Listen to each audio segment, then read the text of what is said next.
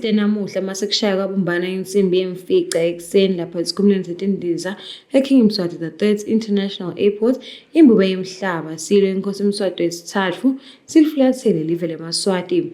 Imbube ihamba ngekuphekelethelwa inkosikazi Make uLambikiza kanti iya lapha eveni le-United Kingdom lapho kutabe kubekwa khona ngalokusemthethweni inkosi yakulela live. Kanti-ke imbube iphekeletelwe sigodlo emakhosikazi, bantfu benkosi, undvunankulu welive, tindvuna tembuso, emalungu etindlu letimbili tephalamende kanye nesive sonkhe lesifisela lokuhle.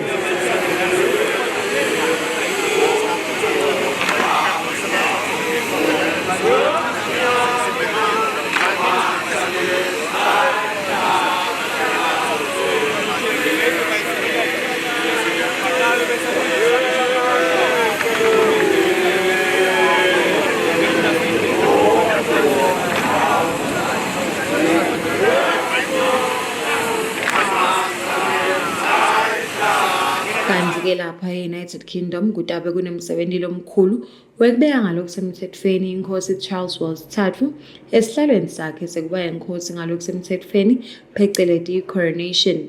Le mpelasonto ke yonke inemisebenzi letawentiwa.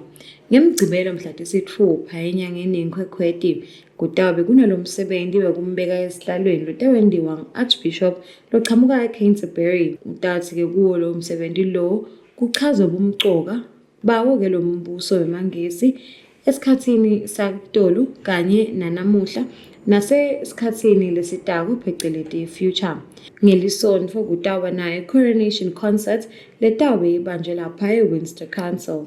Kanti nemhlaba wonke utakwati kubukela njengobe titeshi temhlaba ku-BBC nalabanye labehlukene batawube bawuthebula bukhoma lo msebenzi. Ngemsombuluko kutawube kwentiwa umsebenzi lobitwa nge-The Big Help Out leyinhloso yawo kugcizelela bumcoka bekuvolontiya emimangweni kulo-ke live lase-United Kingdom. Etindzabeni temsakato eChannel Yemaswati nginkhanyisile Mabuza, nginajulisa Mamba eKing Mswati III International Airport eSkhophe.